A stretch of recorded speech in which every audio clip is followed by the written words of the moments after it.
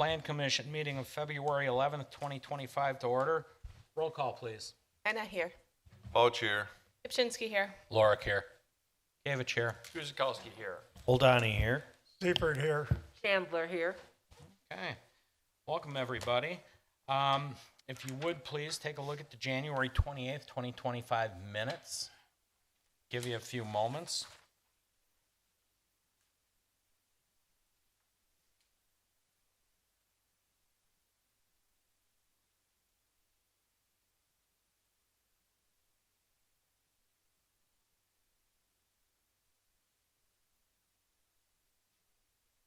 And if you're satisfied, there's no errors, omissions, corrections, or discussion, motion.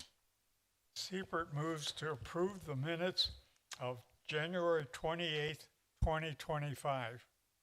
Guzikowski will second. Roll call, beginning with Christine. Anna I. Bouch aye. Ipchinsky I. Lorick, aye. Gavich, aye. Guzikowski aye. Oldani abstains. Seifert, aye. Chandler I. Okay, moving right along to our one and only item, we have a site review plan.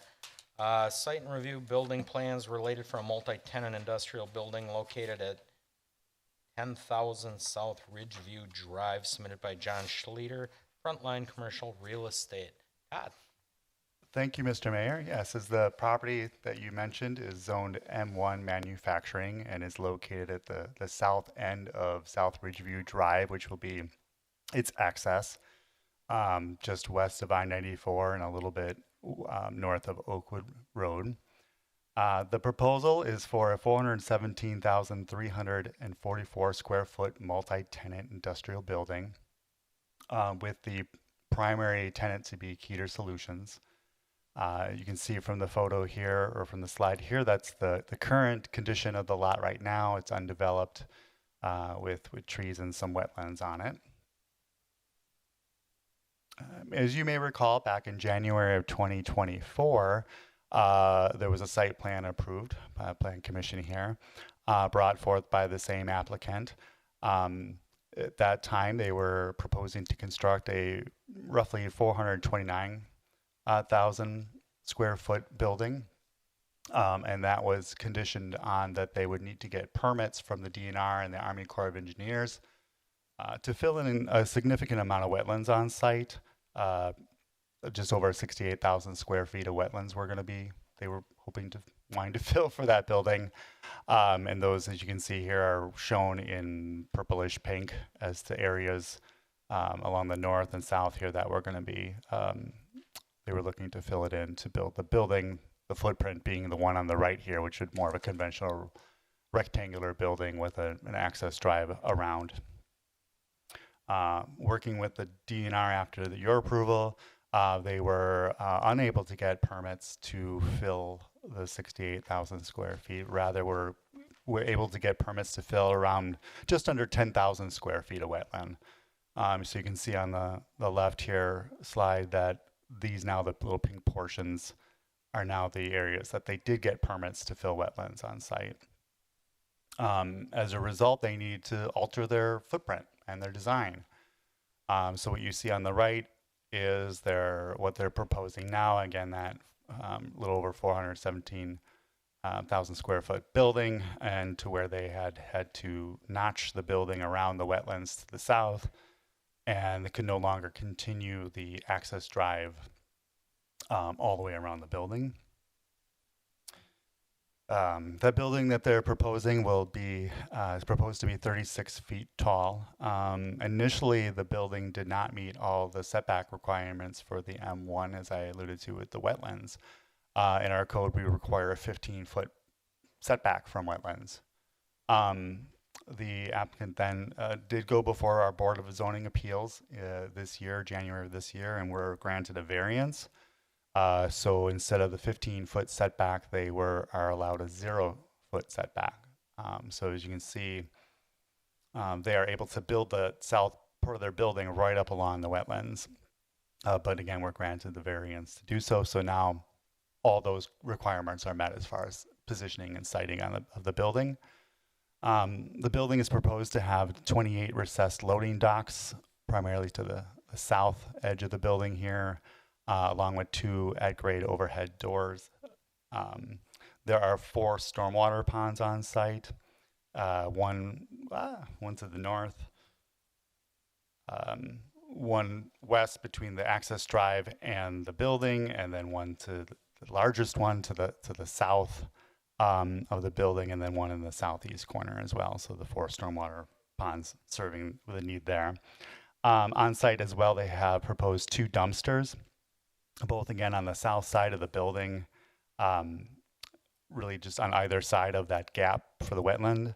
They did submit architectural plans for those, and they do meet code as far as the screening of those dumpsters. They also are proposing 31 trailer parking spaces along the south edge of the lot.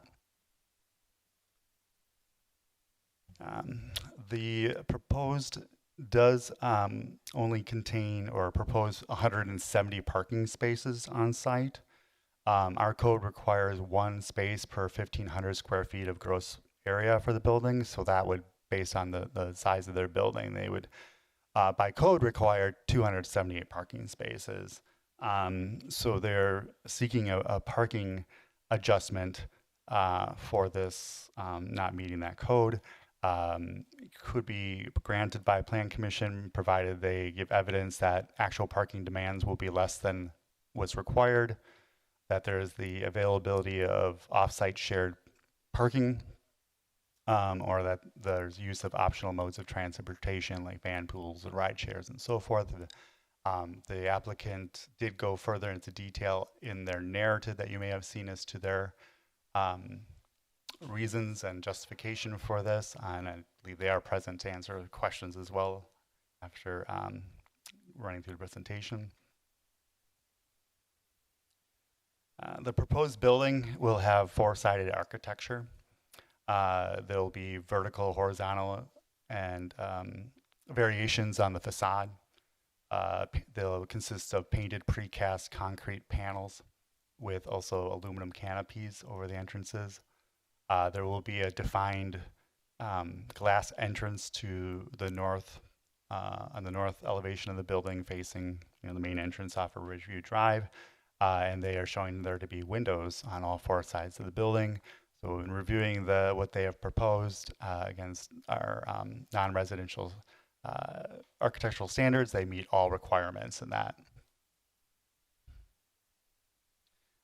They also submitted a landscape plan in which they also meet all requirements in regards to parking lot perimeter, the interior of the parking, the building foundation, and the transition area, mainly between them and the residential uses to the south. They have meet code as far as the requirements for that planting.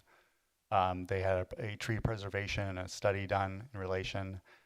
They will be removing 59 trees on site, those trees that qualify with the 5-inch or more diameter at breast height. Through the report, they were required to plant 181 trees as replacement, and according to our code, they're going to be planting 188 trees to replace those they're removing, and those are trees outside of what's required as far as within the interior of the parking lot and other landscaping requirements. This is in addition. So site-wide, they're going to be planting 285 trees so that you'll have a total of 378 trees on site. In addition, they'll be building a berm, an 8-foot high berm along the southwest area here between the building and the loading and the properties to the south. So you can see that the planting of trees is significant along the southern border to create that boundary barrier transition. They weren't able to plant any trees in the area where the wetlands are, but then continued the trees with creating good screening to the south and east. As far as they did submit a lighting plan, and they show that there will be 9 pole-mounted fixtures on 25-foot poles, 5 of them in the lot to the north of the building, 4 to the south by the loading area. And in addition, they have 21 wall-mounted fixtures around the perimeter mounted to the building itself. And the specs that they provided, all the lighting meets, again, our requirements in that the color temperature is 3,000 Kelvin. They're going to be full cutoff, directed downward lights, and none of them exceed the 0.5 horizontal foot candles at the property. In fact, I would say most of them are around 0 when you get out to the property line. So like I said, their applicant is here for questions. Otherwise, we did prepare a suggested motion for the Plan Commission. Great. Thank you, Todd. This time, does the applicant want to say anything, or?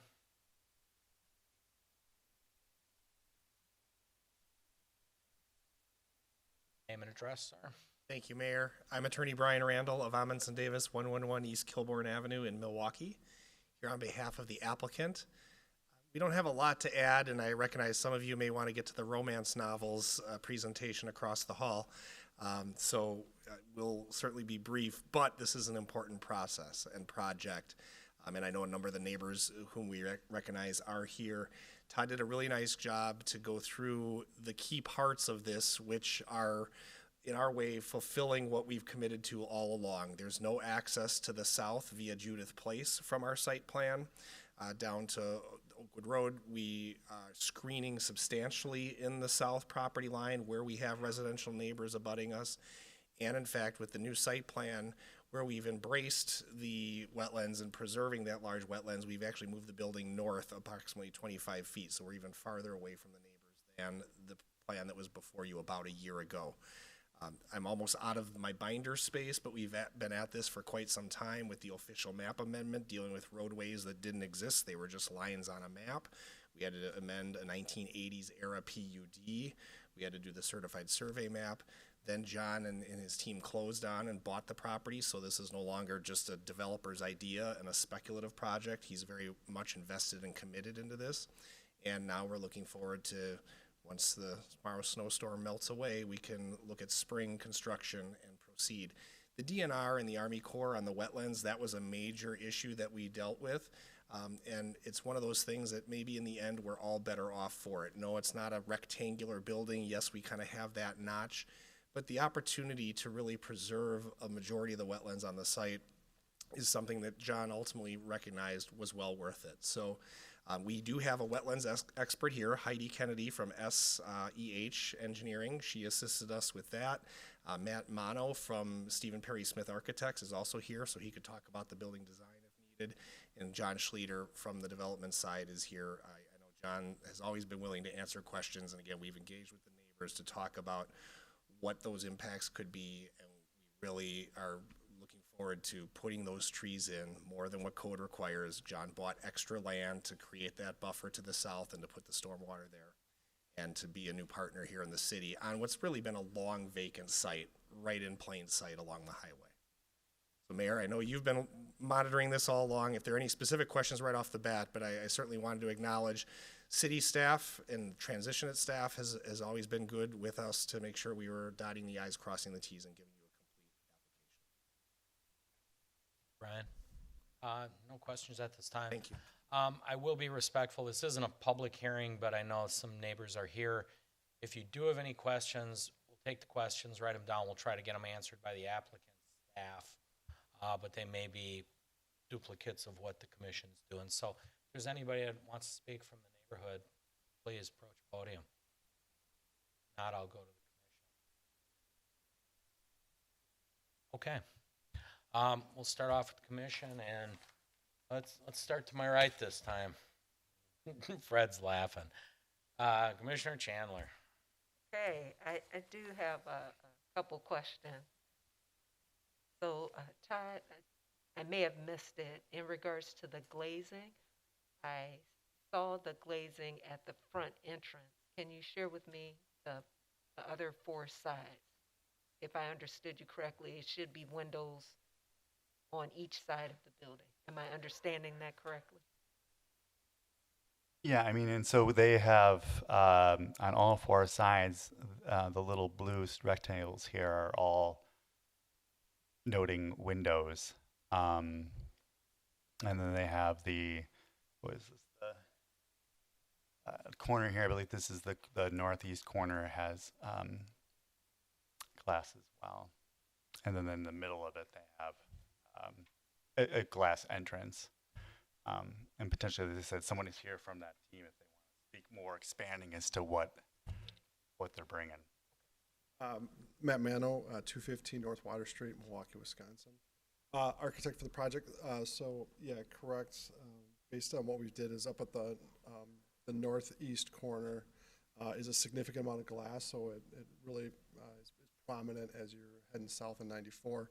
Within the building, we do have clear story windows all the way around the entire building, and then intermittently along the east elevation and along the north elevation, we have additional vertical ribbons of glass. You can kind of see if you look at the column line B on the top elevation, you can kind of see there's more glass there. So really tried to lighten the building up as much as possible in the corners, but understanding that this is an industrial property, and so some of those operations don't require that much light. Another question that I had for the applicant in regards to the information we received, it looks like you'll also have visitors to come to this location. I just wanted to understand what door they're coming in, and just for safety purposes, because you have a lot of areas for trucks. So just want to keep everybody safe. Thank you. John Schleter, 7265 South First Street in Oak Creek. We really have very, very few visitors. We don't sell to the public. On occasion, we get salespeople coming, and they would come through the main office door right in the front near the cul-de-sac. And so with rerouting the trucks based on the wetland, do the trucks pass by that area now? So from the top, if you're looking at the same diagram that's shown on the screen, the top right of the drawing is where all traffic comes in from the cul-de-sac. The trucks would either make a left-hand turn to the loading docks on the south, or make a right-hand turn to the loading docks on the southeast, or the loading docks on the southwest. So they can go either way. Yet the visitors would only go to the right? They would park directly in front of the building, almost directly in front of the glass door into the office. Then I had another question about, there was feedback about the need for a fence on the south side. Just wanted to get your feedback if that's going to be installed. In conversation with the neighbors, and I've made a commitment that if desired, and I believe they do desire it, to either have a fence around the stormwater pond or along the back of their property line, whichever they prefer. Thank you. You're welcome. Brad? Are we fencing, or are you fencing any of the back of your property there, especially around the pond, or the collection pond? Whichever the neighbors prefer. Typically, stormwater ponds at other properties that I've seen typically aren't fenced. We don't have a need to fence for security purposes. Our existing facility at 7265 South First Street is not fenced either. I think on the site plan, though, it does show a fence around the three sides of the stormwater pond. Oh, That was probably from the January rendition. Go ahead, Brian. Just to clarify, this is Brian Randall. So I believe the fence issues include a fence around the stormwater pond. That's what Todd, I think, was just pointing, and there's a dotted line, which is probably a typical chain link fence for safety and security. And I think that's something that, as John said, it didn't matter to us. We could fence that or fence around the neighbors' property lines or along that, but the best practice was to just fence around that for safety and security. I think the first question maybe that you picked up in the staff report, and Todd, correct me if I'm wrong, but code on a landscaping basis does require a certain amount of landscaping, certain amount of buffers and setbacks, as well as a privacy fence. And in our southwest corner, maybe if you can go to the landscaping slide, where we have the berm and heavy landscaping, I think staff has flagged that that would be an area, if the plan commission is okay with us not adding a privacy fence on top of all that's going on there. Our plan shows no fence, but knowing John, we'd put a 6-foot wood fence in there. It's just we're showing you what we have really going on, an 8-foot tall berm, landscaping on the residential side of that, the south side, and then other landscaping on top of the berm. So I think, Todd, that's mean, the correct, and privacy with- fence issue as well. Yeah, and because of you know, the earthen berm that you're putting there, which will elevate the height of the trees, and then some of the topography and stormwater over there, it was determined that, well, given what you're putting in there as far as trees and the berm, that the fence wouldn't be necessary. I want to make sure I'm understanding it. So no fence because of the berms, or fence based on what the residents are requesting? Safety and security fence around the stormwater pond, the big rectangle in the middle, and no privacy fence along the southwest corner because it's landscaped with a berm already. Thank you.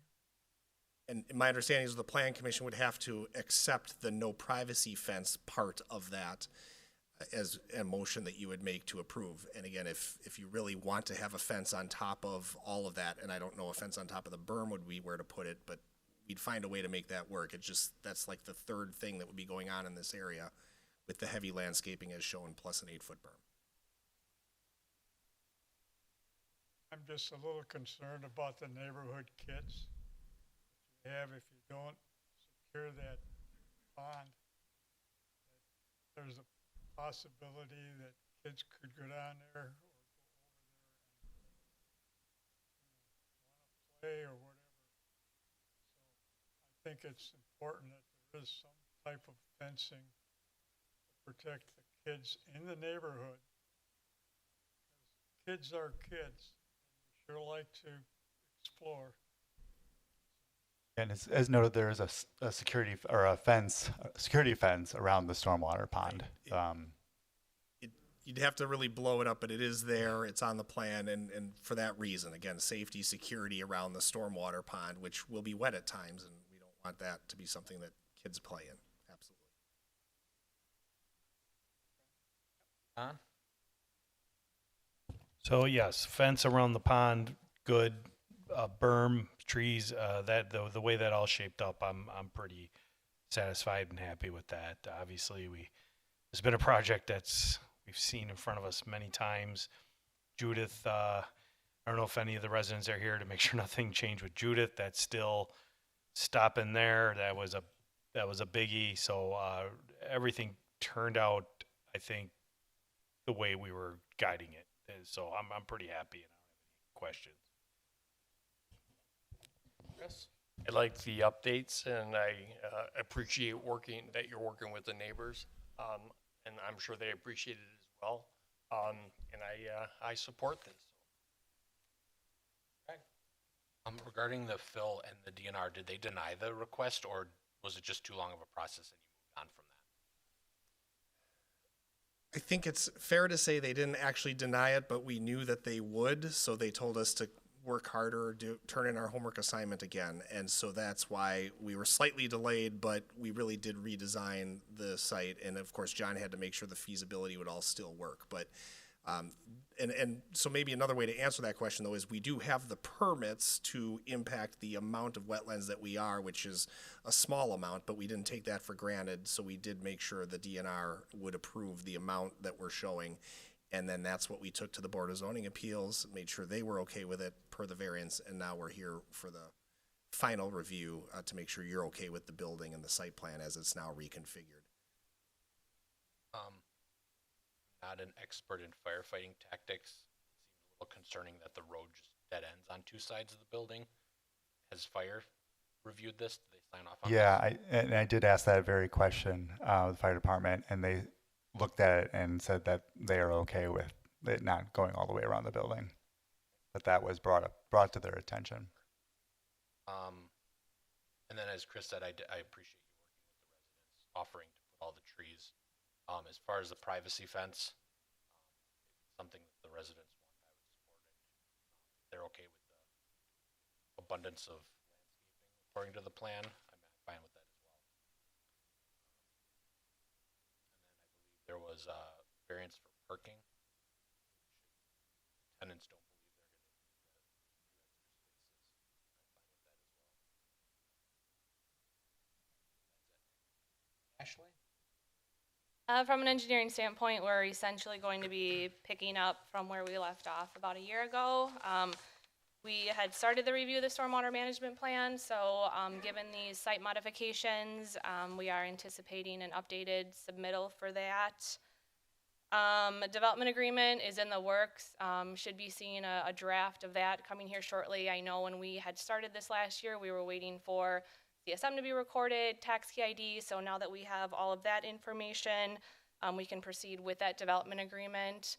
One thing that will be included in there is like an industrial driveway approach will be required per our standards, so that's just something that we're going to like to see on those plan sheets. Right now it just looks like there's a straight driveway going in there, so we do and we can work with you on those industrial driveway approach standards.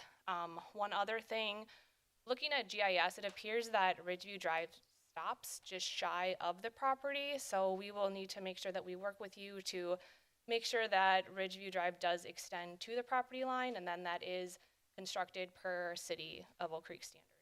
So that will all be included in the development agreement for your review, and we can work with you on that. Steve? No, I like the updates. No further questions. All my questions has been asked and addressed. Okay. Alderman Lark said there might be a question out there. Anybody? Ma'am, you'll have to come up to the podium, and we'll need your name and address, and then hopefully answer your question. Sharon Bale, 1017 South Judith Place. I'm just curious, how deep are those stormwater ponds? Because I'm not familiar. Good question. That's pretty interesting. It depends on the water volume, but I'll turn that over to somebody better than me to answer that. Anybody got that answer? Looking at the contours here on this map here, it appears, so the bottom contour is about 700, at the top is 717, so that would make it about 17 feet. But with stormwater ponds, there's a safety shelf that's required to be put around there, so that has to be at a flatter slope. And then the maximum slope, it's not going to be like a straight drop down. There are also requirements on side slopes as well, so it's not just like you enter the pond and down you go. So there's safety shelves and there's standards built in with those. Just curious. So are all four of the ponds? Each No, one they will- all look different. They'll all be a Yeah. little different in size and shape and contour. Flatter Thank you. ramp. Yeah, yep.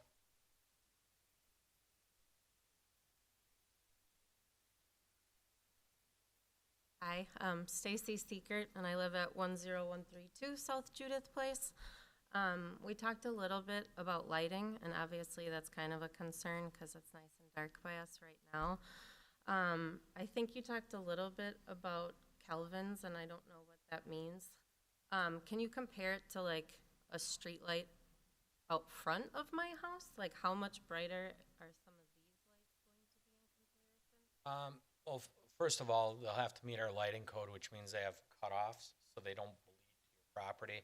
So you're obviously to the south of this, they'd have cutoffs, so that wouldn't bleed over to the property line. 300 Kelvin is a softer light. No, I can put a good comparison on it. I don't want to be misquoted. Like 5,000 is something you'd use in the kitchen LED. It's very bright, so 3,000 is a softer light. Don, you got a comparison? What's 300 kelvins? 300 kelvins is probably something you would see indoors somewhere. 5,000, those are two of your, more popular ones, is a bright, really white, like, Daylight. yeah, like daylight, right? If you ever go to Home Depot and you're looking at different LEDs, and you'll see some are like a little bluer, some are bright, and it might say even daylight. That's your 5,000. These are, like Mayor Dan said, softer, light, not as glaring of a brightness. It gets kind of weird, but they used to go by wattage. Yeah. So now with the LEDs, it's a Kelvin thing. But the important thing is they measure foot candles for safety. So if you're in a building or something, you gotta have so many foot candles light or for egress if it all goes out. I know I'm getting kind of technical, but the point of this is it was like half a foot candle at the property line or less. I think one of you guys stated that. Oh, there it is. Less than a half foot candle, horizontal foot candles at the property line. Wherever the property line is, it would be pretty dim lighted. I don't want to call it a porch light, but I would suspect half a foot candle isn't very much. And in fact, it was, and that's the maximum you can have, but with their light photometrics, it mostly was 0, especially along the south by that distance. So, and the 5,000 Kelvin would actually be what would be required in industrial, but with the PUD that was previously adopted, the requirement was 3,000. So it's less than you would have at your normal industrial development. You'll have cutoffs on the building. That building is 36 feet tall. 36, so them lights are probably up a good 20 feet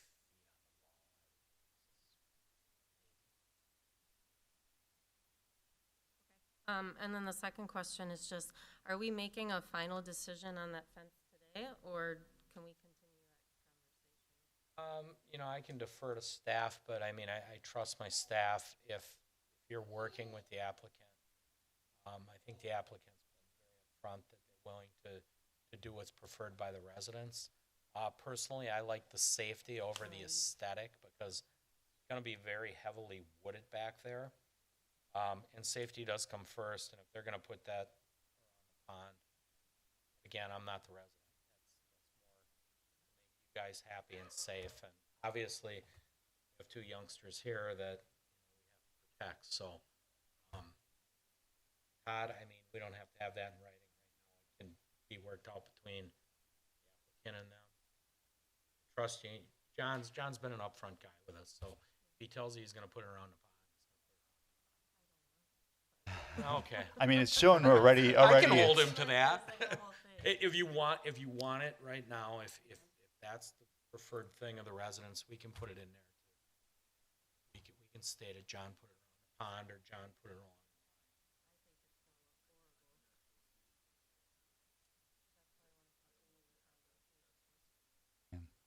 I mean, I currently, it's shown on the site plan around the pond.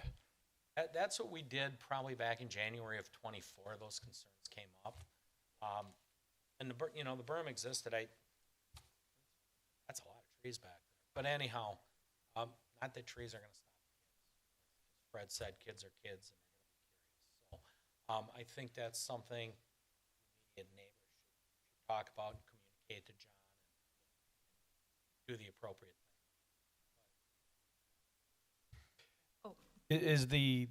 So with the berm and the trees, is it going to be thick enough, tall enough where if the fence around the pond, I get it won't look good, but is that something people are going to be seeing on a day-to-day basis?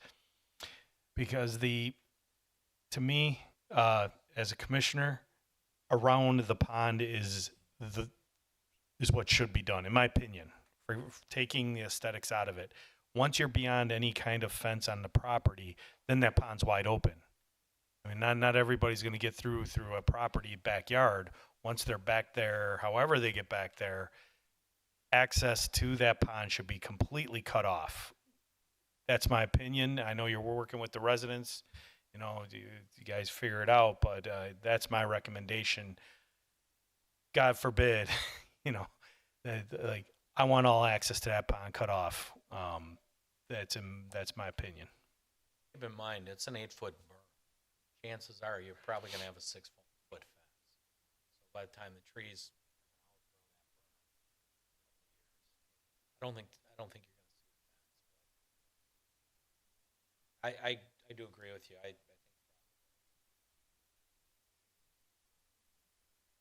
Anything else? Oh, that's it. Okay.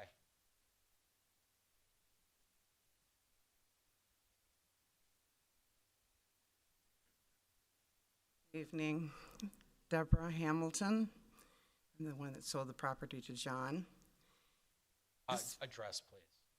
Oh, 1850 West Oakwood Road, Oak Creek. I agree with her. The pond, and I know that we've had a lot of discussion around this, you know, having a fencing around the pond. I'm a huge advocate for wildlife, and I do feel it really is going to cut off a lot of the wildlife that comes through the area. I do think there's many other neighbors that would love to see that where it's not fenced in, so we continue to see that come through. But I also feel, you look at a lot of these other ponds that are out there. What do these other families do that are on those ponds? Most of them will fence in their own yard so that they don't have that risk. Others may not have young children, you know, so they don't have to worry about that. But I think Don's gone out of his way to not only make sure that berm is high, but put all the trees there as well. But I really would hate to see that fence being put up around that pond, all the way around that pond. I do think there's other alternatives, you know, that would be equally effective as putting a pond or putting the fencing around the pond. But I have to say, for the record, I'd like to see that part put on hold so there can be more private discussion as we move forward. And you're correct. Fence, in this case, he's willing to do it. Keep in mind that fence does not go on all four sides. And there are other ponds as well. Yeah, and whatever John wants to do and whatever he decides, you know, I'm okay with. But I do feel I needed to at least voice that for the record here. Thank you, Deb. You're welcome.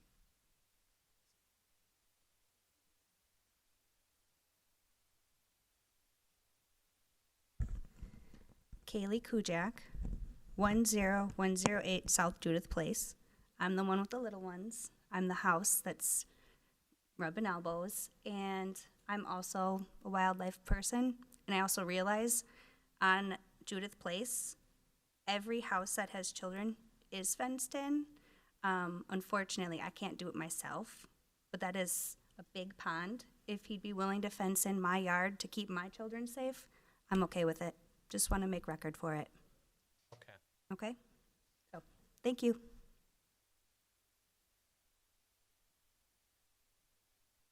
Okay. Any further discussion or questions that arose out of the commission? I do have one additional question for the applicant.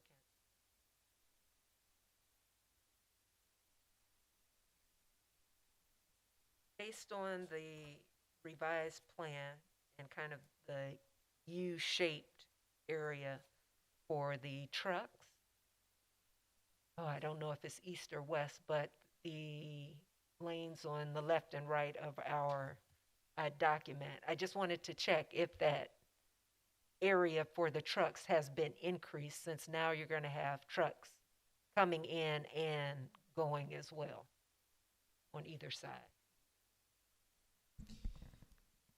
So thank you. Actually, Todd is a step ahead of me. So Todd put up the original site plan from last year that shows a drive lane all the way around the building as we originally proposed, and the loading docks all on the south side. So that's south on the bottom. As a matter of note, the building is actually closer to the south property lines in this configuration. But if you go to the next site plan, now that we're working around that wetland, the whole building and the drive aisles, everything moved to the north. I believe it was about 22 feet or 25 feet. And the trucks, so one other thing to keep in mind, this will be a multi-tenant building. We know probably one of the tenants is one of John's companies, And for the sake of argument, let's say they take the eastern part of the building facing the freeway. That tenant would then probably use that eastern side and the southeast corner loading docks, of which I think there are 8 in that configuration. The other loading docks would be for the other tenants on the other side. So there'll be a natural division of the traffic based on which tenant is on which side of the building.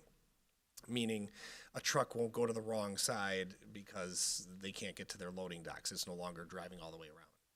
So we'll have directional signage and the ability to direct the tenants that way.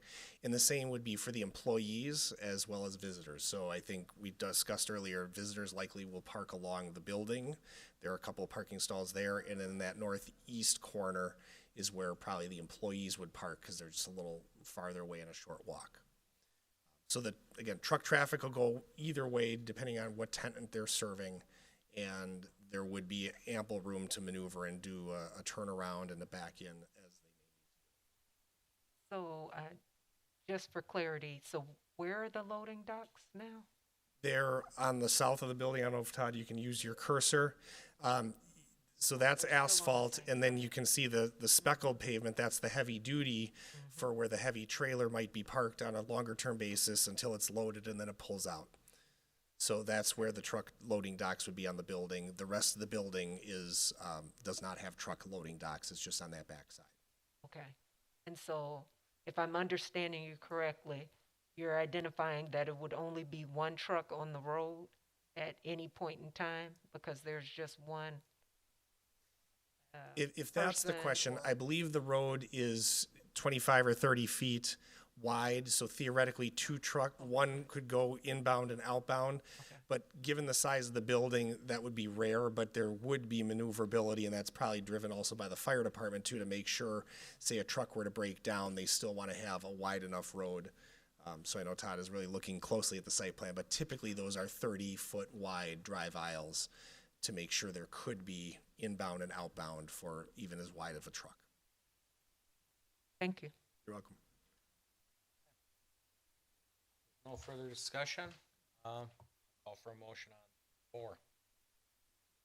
York moves to approve the site and building plans for a multi-tenant industrial building on the property at 10000 South Ridgeview Drive, submitted by John Schluter, Frontline Commercial Real Estate, with the following conditions. 1, that all relevant code requirements remain in effect. 2, that the plans are revised to include locations for all mechanicals, transformers, and utilities. All mechanical equipment, transformers, and utility boxes, ground, building, and rooftop shall be screened from view. 3, that all stormwater requirements are coordinated with the engineering department. Any additional reviews and/or permits that may be required as a result of stormwater improvements shall be obtained prior to issuance of any permits and commencement of work. And 4, that all revised plans, site building, landscaping, etc., are submitted in digital format for review by the Department of Community Development prior to the submission of building permit applications. Guzekowski, a second. All right, call for a roll call. Todd, I'm going to just ask you a question. We had a 5th condition that the fencing shall be worked out between applicant and staff and residents to ensure that a fence does happen. Well, I think the fence in question is the one around the stormwater, correct? And currently that is, shown on the plan, but it's not a condition that they have a fence.